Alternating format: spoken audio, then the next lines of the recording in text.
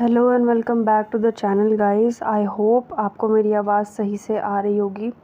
अगर आवाज़ कम आती है ईयरफोन्स निकालने के बाद में तो प्लीज़ मेरे को कमेंट करके ज़रूर बताना।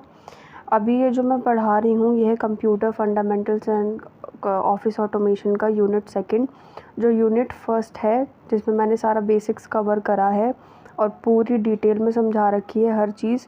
तो वो मैं आपको इसमें प्लेलिस्ट डाल दूँगी, ठीक है, लिंक डाल दूँगी, आप उसको देख लेना। 17 के आसपास वीडियो हैं, कम लेंथ की हैं, तो आप आराम से सारी चीज़ कवर कर सकते हो बैठ के, ठीक है।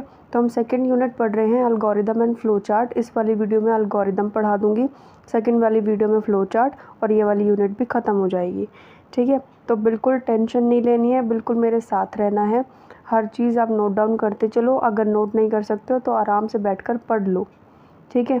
ध्यान अपना इसी वाली वीडियो में रखना तो आपको सारी चीज़ समझ में आएगी। तो एल्गोरिदम क्या बोलता है? N algorithm is a step by step set of instruction. कोई भी चीज़ स्टेप बाय स्टेप हो रही है इंस्ट्रक्शन के साथ में, प्रोसीजर के साथ में, तो उसी को क्या बोल देते हैं? एल्गोरिदम बोल देते हैं। और ये किस लिए यूज़ होता है? टू सॉल्व अ प्रॉब्लम, किसी प्रॉब्लम को सॉल्व करने के लिए एल्गोरिदम का यूज़ होता है, या फिर आपको कंप्यूटर के अंदर कोई टास्क को परफॉर्म कराना है, इसलिए एल्गोरिदम का यूज़ होता है। It's like a recipe that tells the computer what to do, how to do it. मतलब कि ये एक तरीके की रेसिपी है जो कंप्यूटर को बताता है कि क्या करना है और कैसे करना है, and in what order to do, और किस ऑर्डर में करना है, पहले करना है, बाद में करना है, बीच में करना है, रोक के करना है, या फिर लास्ट मोमेंट पे करना है। तो वो चीज़ आपको एल्गोरिदम बताता है। For example, if you want to bake a cake, अगर आपको एक केक बनाना है, the recipe tells you the ingredients. जो रेसिपी होगी वो आपको सारी की सारी सामग्री बता देगी केक बनाने की। The steps to mix them, और कैसे कैसे मिक्स करना है वो बता देंगे। And how long to bake cake, मतलब कि आपको कैसे कितनी समय लग जाएगा या फिर कितने टाइम तक आपको उसको बेक करना है। सिमिलरली ऐसे ही an algorithm guides the computer to complete a task. ऐसे ही जो एल्गोरिदम होता है वो कंप्यूटर को गाइड करता है, बताता है कि कैसे टास्क को कंप्लीट करना है। लाइक एडिंग नंबर्स, जैसे कि नंबर्स को ऐड करते हैं। सॉर्टिंग अ लिस्ट, लिस्ट में से आपको कोई चीज़ असेंडिंग ऑर्डर में चाहिए, कोई डिसेंडिंग में चाहिए, ठीक है, ऐसे आप लिस्ट को सॉर्ट करते हो, वो बताता है, वो उसकी भी एल्गोरिदम आती है। और सर्चिंग फॉर इन्फॉर्मेशन, आप कोई इन्फॉर्मेशन को सर्च कर रहे हो, उसकी algorithm. In short an algorithm is, अगर इसकी आप डेफिनेशन देखो तो क्या होगा? A set of instruction use to solve a specific problem. एक ऐसा सेट ऑफ इंस्ट्रक्शंस, ऐसे आपके मान के चलो पॉइंट्स, जो कि आपको क्या करते हैं? सॉल्व करवाने में मदद करते हैं कोई एक प्रॉब्लम को, ठीक है। Followed in a logical sequence, ऐसा नहीं होना चाहिए कि आपने सीक्वेंस ऊपर नीचे कर दिया, बिल्कुल सीक्वेंस वाइज, ठीक है। फिर आता है, ये थोड़ा सा लाइन आ गई बीच में, पर कोई बात नहीं। एल्गोरिदम कैरेक्टरिस्टिक्स देखेंगे कि इसकी क्या क्या कैरेक्टरिस्टिक्स होती हैं। सबसे पहला होता है फाइनाइटनेस। फाइनाइटनेस का मतलब क्या होता है? The algorithm must have a clear and, मतलब उसकी जो एंडिंग आप कर रहे हो वो एकदम क्लियर होनी चाहिए, समझ आनी चाहिए और लॉजिकल होना चाहिए। It should complete it's task in a finite number of steps, मतलब कि वो अपना जो मतलब आप किसी चीज़ के ऊपर एल्गोरिदम लिख रहे हो तो उसके जो स्टेप्स हैं वो लिमिटेड होने चाहिए, फाइनाइट होने चाहिए, इनफाइनाइट नहीं होने चाहिए, ठीक है। कोई टास्क को पूरा कराने के लिए आपके पास लिमिटेड नंबर ऑफ स्टेप्स होने चाहिए। This means it shouldn't run for ever, मतलब कि हमेशा चलता नहीं रहना चाहिए, ये एक जगह पर रुकना चाहिए। डिफाइडनेस, मतलब कि each step of the algorithm must be clear and unambiguous, मतलब कि आपको बिल्कुल भी डाउट नहीं रहना चाहिए किसी भी चीज़ पर। मतलब अगर आपने कोई डिसीजन रिलेटेड एल्गोरिदम बनाई है तो आपको बिल्कुल भी डाउटफुल सिचुएशन में उसको नहीं डालना है। ऐसा आपने एल्गोरिदम सेट करना है जिसमें बिल्कुल भी डाउट ना रहे, अनएम्बिगुअस रहे, ठीक है। Each instruction must be well defined, her instruction आपकी क्या होनी चाहिए? वेल डिफाइंड होनी चाहिए, अच्छी तरीके से होनी चाहिए। फिर है थर्ड, इनपुट। क्या होएगा इसका? थर्ड का input. N algorithm should have zero और मोर इनपुट, एल्गोरिदम के पास में या तो ज़ीरो या फिर ज़ीरो से ज़्यादा इनपुट होने चाहिए। These are the values or data that the algorithm will use to perform its task.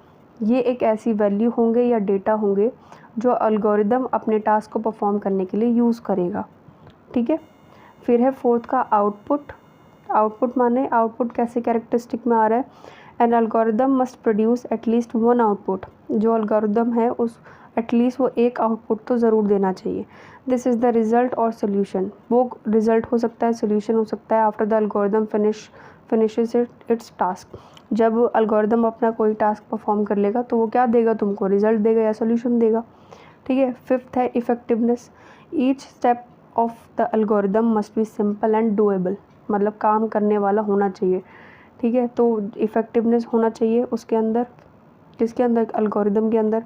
हर जो स्टेप है एल्गोरिदम का वो सिंपल होना चाहिए और डूएबल होना चाहिए within a reasonable amount of time. उसके अंदर ज़्यादा टाइम नहीं लगना चाहिए। It should be easy to follow and implement, और ईजी होना चाहिए, इम्प्लीमेंटेबल होना चाहिए कि कोई भी इम्प्लीमेंट कर सके। ठीक है। यूजिंग अवेलेबल रिसोर्सेज, आपके पास में जो रिसोर्सेज है उनका यूज़ करके आप एल्गोरिदम का यूज़ बना सकते हो। Generality, the algorithm should be general enough to solve not just one specific problem but a range of similar problem। आपने एक algorithm सेट कर रखी है, केवल वो उसी प्रॉब्लम से रिलेटेड उसको सॉल्व ना करे बल्कि उससे मिलते जुलते जो प्रॉब्लम्स हैं उनको भी वो सॉल्व करने का क्षमता रखे। ऐसी algorithm आपको बनानी है। It should work for different inputs not just one set, कि मतलब कि क्या करना चाहिए, अलग अलग इनपुट्स पे उसको वर्क करना चाहिए, ना कि केवल एक यूज़ पे। ठीक है। एडवांटेज क्या होगी एल्गोरिदम की, क्लियर एडवांटेजेस माने कि आप क्या क्या अच्छाई है वो बतानी है। Clear and easy to understand, ठीक है, क्लियर होना चाहिए और समझने वाली होनी चाहिए। ऐसा नहीं कि आपने बहुत कॉम्प्लेक्स सी एल्गोरिदम बना दी है और वो कुछ भी पल्ले नहीं पड़ रही है। Algorithm provide a step-by-step process that is easy to follow, making it simpler for programmers to understand how to solve a problem। आपको क्लियर बनाना है, अंडरस्टैंडेबल एल्गोरिदम बनानी है और सिंपल बनानी है प्रोग्रामर्स को, ताकि समझ में आ जाए कि उनको प्रॉब्लम कैसे सॉल्व करनी है। ठीक है। Efficiency, a well designed algorithm can solve a problem in the shortest possible time.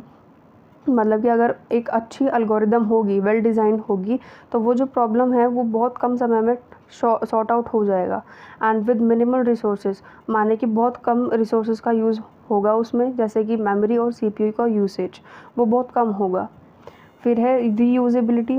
Once a algorithm is created for a task it can often be reused for similar problems और situation. मतलब कि अगर एक algorithm किसी task के लिए बनाई गई है तो वो दूसरी प्रॉब्लम्स, मतलब जो सिमिलर प्रॉब्लम्स हैं उनमें भी रीयूज़ हो जाए, ताकि वो जो प्रॉब्लम है वो कट जाए। ठीक है। सेविंग टाइम एंड एफर्ट, उसकी वजह से क्या होएगा, टाइम और एफर्ट क्या हो जाएगा, बच जाएगा। अगर सिमिलर प्रॉब्लम्स भी उसी एल्गोरिदम से सॉर्ट आउट हो रही हैं तो उससे क्या हो जाएगा, आपको नई नई एल्गोरिदम्स नहीं बनानी पड़ेंगी, उसी से ही काम हो जाएगा। Helps in debugging, since algorithm are written in logical steps it's easier to identify where error occur. अगर आप अच्छे तरीके से वो बनाते हो एल्गोरिदम तो आपको पता चलेगा, आप स्टेप बाय स्टेप चीज़ों को बनाओगे तो जहाँ जहाँ गलतियाँ होंगी उसको आइडेंटिफाई करना बहुत ईजी हो जाएगा। ठीक है। मेकिंग डीबगिंग मोर एफिशिएंट, जो आप गलतियाँ निकालते हो वो बहुत अच्छी तरीके से काम हो जाएगा। Language independence, algorithm are not tied to any specific programming language. एक प्रोग्रामिंग लैंग्वेज में ये बंधी हुई नहीं है, so they can be implemented in various languages without major modification. आप अलग अलग लैंग्वेजेस में भी इसको बना सकते हो। Improve problem solving, writing an algorithm forces you to think about a problem in a structured way which can lead to better solution and deeper understanding. मतलब कि आप एल्गोरिदम बनाते हो, ये आपको सोचने का फोर्स करता है, आपके दिमाग पे प्रेशर पड़ता है, आप डीप थिंकिंग करते हो, जिसकी वजह से आपके जो सोल्यूशन है वो अच्छे निकलते हैं और डीपर अंडरस्टैंडिंग होती है आपकी। ठीक है। फिर आता है अगला, डिसएडवांटेज ऑफ एल्गोरिदम क्या होगा, टाइम कंज्यूमिंग है, बहुत ज़्यादा टाइम। अगर आपके पास में कोई बड़ी प्रॉब्लम आ गई है तो उसका अगर आप एल्गोरिदम बनाओगे तो वो बहुत ज़्यादा कॉम्प्लेक्स हो जाएगा। ठीक है। और कॉम्प्लेक्स चीज़ों में बहुत ज़्यादा टाइम लगता है। Writing detail algorithm for complex problem can take a lot of time, बहुत सारा टाइम लग जाएगा कॉम्प्लेक्स प्रॉब्लम में, specially when the problems has many steps. जबकि उसमें टाइम इसीलिए ज़्यादा लगेगा अगर उसके पास में स्टेप्स बहुत ज़्यादा हैं, बहुत बड़े बड़े हैं। रिक्वायर हाई लेवल थिंकिंग, मतलब कि अगर कोई छोटे दिमाग का है, बोलना तो नहीं चाहिए, अगर कम दिमाग है किसी के पास में और वो ऐसी ऐसी एल्गोरिदम बनाएगा तो वो नहीं कर पाएगा। ठीक है। तो इसीलिए इस जो एल्गोरिदम बनाने वाले होते हैं उनका जो थिंकिंग होती है वो बहुत हाई लेवल की होती है। Designing efficient algorithm can be difficult and may require advance mathematical and logical skill. मैं यहाँ पर छोटी छोटी एल्गोरिदम की बात नहीं कर रही हूँ, मैं यहाँ पे प्रोग्रामिंग लैंग्वेजेस का जब हम कोड लिखते हैं तो कोड लिखने से पहले हम पेन पेपर पे सॉल्व करके देखते हैं, उस एल्गोरिदम को कह रही हूँ मैं। तो अगर कोई प्रोग्राम बहुत बड़ा है तो उसका एल्गोरिदम भी बहुत बड़ा होएगा, है ना। सपोज़ करो कि आपको एरे से रिलेटेड कोई प्रोग्राम बनाना है तो उसको आप पहले एल्गोरिदम बनाओगे ना कि पहले मैं ये करूँगा, दूसरे में ये करूँगा, तीसरे में ये करूँगा, चौथे में ये करूँगा। अब आप कितने सारे स्टेप्स लिखोगे उस प्रोग्राम को करने के लिए। इसीलिए जिन लोगों का मैथमेटिकली वो बहुत ज़्यादा एडवांस हैं, कर सकते हैं डिफ़िकल्ट चीज़ें, वो ही केवल इसमें एल्गोरिदम बना सकते हैं। इसलिए मैं बोल रही हूँ कि इसमें क्या ज़रूरत होती है, हाई लेवल थिंकिंग की ज़रूरत होती है। ठीक है। फिर है limited to specific problems. Some algorithm are design to solve only one specific problem. कुछ एल्गोरिदम ऐसे डिज़ाइन करी जाती हैं जो केवल कुछ एक जैसी ही प्रॉब्लम को सॉल्व कर पाएँ, मतलब कि स्पेसिफिक चीज़ों को ही सॉल्व कर पाते हैं।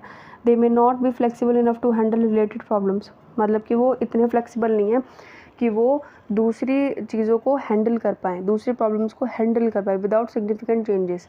बिना किसी चेंजेस के वो अपने आप को फ्लेक्सिबल नहीं रख सकते हैं, आपको उसके अंदर चेंजेस करने पड़ेंगे, और चेंजेस जब आप करोगे तो वो एल्गोरिदम वाकई ये बिगड़ जाएगा। सपोज़ करो कि आप एक हेयर कट के लिए गए हो, ठीक है, आपके बहुत लंबे बाल हैं, आपने हेयर कट करवाया, एक नाई ने आधे बाल काट दिए, आपको पसंद नहीं आए, ठीक है, फिर आप चेंज करवाने गए, उसने कैसे काट दिए, फिर आपको पसंद नहीं आए, फिर आप तीसरी सैलून पे गए, उसने तो और बेड़ा गर्क कर दिया। तो इसीलिए एल्गोरिदम भी ऐसा ही होता है कि जब अगर आपको रिलेटेड प्रॉब्लम सॉल्व करवानी होती है तो आपको उसमें चेंजेस करने पड़ते हैं, जब आप चेंजेस करते हो तो वो चीज़ बिगड़ जाती है। ठीक है, तो ये क्या है, लिमिटेड टू स्पेसिफिक प्रॉब्लम्स। आप एक एल्गोरिदम बनाते हो उस स्पेसिफिक प्रॉब्लम के लिए बनाते हो। स्पेस कॉम्प्लेक्सिटी क्या होता है, some algorithms while fast might require a lot of memory.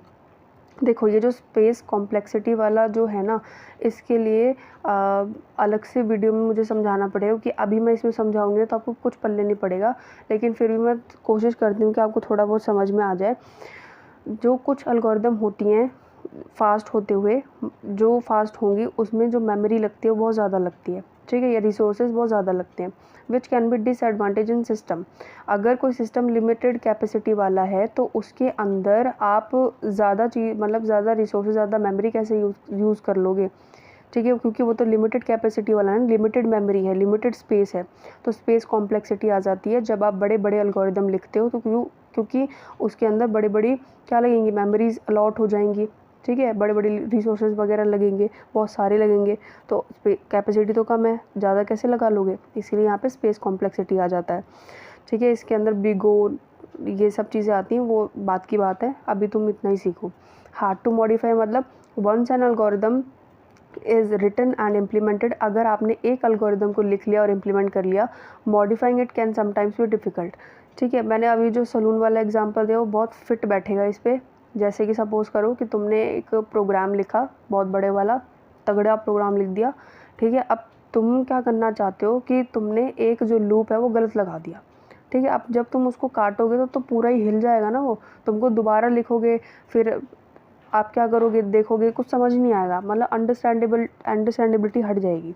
इसीलिए कभी कभी क्या होता है कि जब आप चीज़ों को मॉडिफाई करते हो तो बहुत डिफ़िकल्ट हो जाती है चीज़, especially if the changes needed are complex और रिक्वायर्ड रीस्ट्रक्चरिंग। अगर आपको प्रोग्राम को रीस्ट्रक्चर करना है, दोबारा से बनाना है, कुछ चेंज करने हैं, या कॉम्प्लेक्स चीज़ों को चेंज करना है, तो उसमें बहुत ज़्यादा दिक्कत आ जाएगी। ठीक है, इन समरी कंक्लूजन में क्या है, algorithm आर पावरफुल टूल्स। जो algorithm है पावरफुल टूल्स हैं for solving problems systematically, but they require careful design and may come with trade off in time. अब इसमें बता रखा है कि बहुत अच्छा है, पावरफुल टूल है algorithm प्रॉब्लम को सॉल्व करने के लिए सिस्टमैटिकली, लेकिन जब आप उसको क्या रिक्वायर होता है, केयरफुल डिज़ाइन, क्या बहुत ज़्यादा केयरफुल तरीके से बना रहे हो उसको, और इसके साथ साथ क्या आता है, कॉम्प्लेक्सिटी आ जाता है, फ्लेक्सिबिलिटी में बहुत दिक्कत आ जाएगी, और ये सारे आपके ट्रेड ऑफ्स हैं, मतलब कि सारे एरर्स हैं। ठीक है, अगला मैंने आपको ना एक एग्जांपल दे रखा है बहुत छोटा सा, जिससे कि आपकी ना थोड़ी सी फाउंडेशन बन जाएगा एल्गोरिदम का।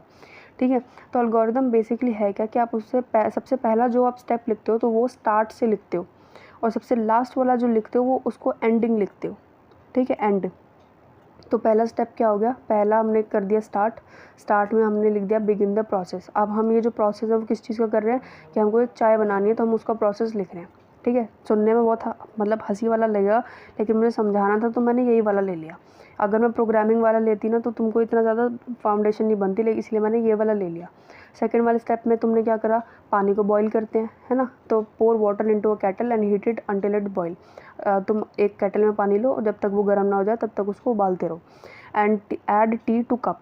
अब जो चाय है, ठीक है, उसको क्या करो, प्लेस अ टी बैग और tea leave into a cup. Cup के अंदर टी लीव चाय पत्ती डालो। Pour boiling water into the cup. Carefully pour the hot water. ठीक है, गर्म गर्म पानी डालो केटल के अंदर और फिर उसको कप में निकाल लो। Steep the tea, let the tea sit in the hot water for 3-5 minutes to release it flavour. अब मैं ना तुमको ये इंस्टेंट वाली बनानी सिखा रही हूँ, ठीक है, तुमको ऐसी नहीं सिखा रही मैं। तो जो टी बैग आपने रखा है उसको सिट होने दो थोड़ी देर के लिए, 3-4-5 मिनट छोड़ दो। रिमूव द टी बैग, उसको टी बैग को हटाओ या फिर जो चाय की पत्ती है उसको छान लो। ठीक है, फिर डालो उसके अंदर ऐड शुगर एंड मिल्क। ये आपके सारे स्टेप्स हैं बेटा, ये सारा आपका अलगोरिदम चल रहा है। और जो अलगोरिदम चल रहा है अगर आपने ध्यान से देखा होगा तो वो सीक्वेंस वाइज चल रहा है। ऐसा नहीं है कि मैंने पहले ही छान लिया और मैंने कप नहीं रखा, ऐसा नहीं। पहले कप रखा, फिर उसके अंदर पानी डाला, फिर उसके अंदर चाय पत्ती डाली, फिर उसके अंदर उसको 3-4 मिनट छोड़ा और फिर उसको बाहर निकाला। तो ये क्या है, आपका पूरा सीक्वेंस है। ठीक है, फिर हमने उसको मिलाया, स्टिर करा, फिर उसको हमने सर्व करा और फिर लास्ट में क्या आ गया, प्रोसेस एंड हो गया। ठीक है, तो ये पूरा था आपका अलगोरिदम वाला। सेकंड वाला क्या है, आपका फ़्लो चार्ट। जो आपका फ़्लो चार्ट है वो आपको मैं नेक्स्ट वाले में पढ़ा दूँगी। और एक चीज़ और सुनते जाओ कि अगर मेरे 1K सब्सक्राइबर हो जाते हैं पूरे तो मैं अपने सारा स्टडी मटेरियल गिव अवे कर दूँगी। ठीक है, मैंने इसलिए जल्दी जल्दी बोला क्योंकि मुझे पता है कि हटा दी होगी अब तक तो वीडियो, तो गिव अवे कर दूँगी। और अगर किसी चीज़ में प्रॉब्लम है, कोई चीज़ समझ में नहीं आ रही है तो आप मुझसे पूछ सकते हो और कमेंट में मुझे लिख देना कि जो जो टॉपिक्स छूट गए हैं या तुरंत आपको वीडियो चाहिए जिस पे, तो वो आप लिख देना। और ये स्पेशली रिक्वेस्टेड वीडियो थी तो मैं एंड में वो स्क्रीनशॉट भी दे देती हूँ जिसने रिक्वेस्ट करा था। So thank you so much कि आपने मुझे बताया कि मुझे इस पे वीडियो बनानी है। मुझे ध्यान आ गया क्योंकि मैंने पिछले साल बनाया था, मैं भूल गई थी बना के। ठीक है, थैंक यू सो मच। मिलते हैं हम अपने नेक्स्ट वीडियो में।